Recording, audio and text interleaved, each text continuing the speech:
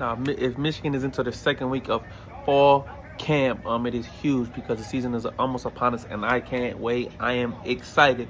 But with that being said, I want to talk to you guys about what I think the projected starting offense is going to be, and I'll give you some of the backups, some of the key guys. But now let's get into it. At quarterback, obviously, you have Bryce Underwood coming into his second year. It's a huge year for him.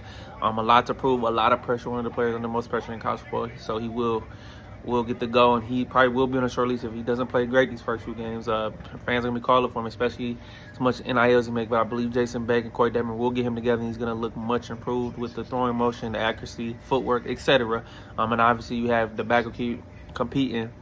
Obviously Tommy Carr, who came in the spring game and played well, and in the summer row, Lee Braden, Nicolosi Fowler as well. So we'll see what happens with that backup quarterback. Just need a guy for insurance. And then at running back, obviously, you have the dynamic duo of Jordan Marshall returning, prime for a 1,000-yard season, and star true freshman Savion Hyder, who I think is going to make a splash. Going to be 1-2 punch. I think they will split carry. Jordan Marshall may get a little more at first, but I believe it's going to be a balanced load between them, keep them fresh and healthy, especially for Jordan, who suffered an injury late towards the end of last season. Obviously, you got Bryson Cusdale.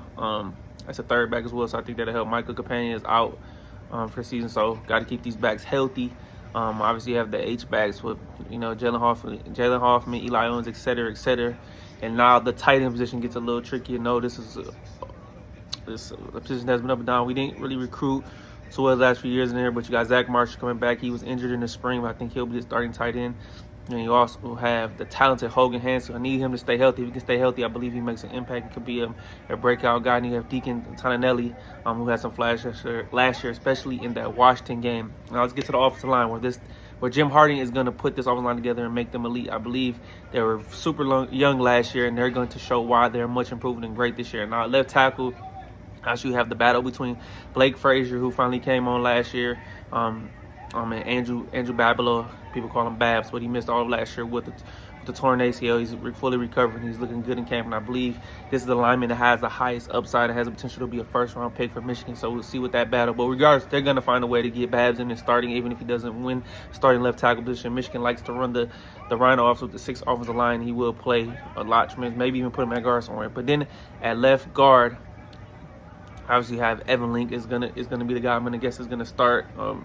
He's very present. Then at center you have Jake Ganera, who is the leader of this offensive line, who's been a staple, who's came in last year at center and was a staple and was Mr. Consistent. I believe he is the most consistent guy right now on this offensive line, and he is the true leader in center, has to do that. Now at right guard you have the battle between Brady Norton and Nathan Afobe. I'm going to give the slight edge to Afobe, but I wouldn't be surprised if Brady Norton wins. And then at right tackle, I believe Andrew Schrag is slated to play right tackle. That seems to be a go.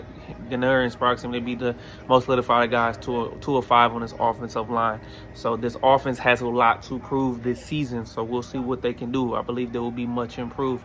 And also, how could I forget the wide receiver position, which I think will be the most improved on this offensive side of the ball, and that will be Andrew Marsh. Obviously leads the guys after a phenomenal sophomore season. I think he has a chance to be a 1,000-yard receiver, the first since Jeremy Gallen in 2013. Then you also have the presence of J.J. Buchanan, the transfer from Utah, moving from tight end to wide receiver. He's looked explosive in camp and made a lot of great catches. And now the battle will be who will be wide receiver 3. Will it be Celeste Moa, the freshman?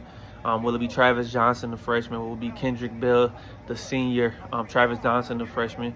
So we'll see. They have a lot of talent, a lot of depth, and they're young, and I believe this is one of the better wide receiver positions that we've had from top to bottom in years. And also don't forget about Jacob Washington and Jamar Browder, 2 big body contested guys who I don't even know if they're going to be able to see the field this year. But this team has a lot of depth wide receiver. And this offense I'm looking forward to. Like I said, I'm optimistic what Jason Beck and company can do, and I think they will be much improved. And they're going to be the catalyst on how far this team goes, especially playing 4 college football teams from last season. And it's going to be a tough schedule, man. So we'll see whether this offense can weather it or not. Hey, go blue.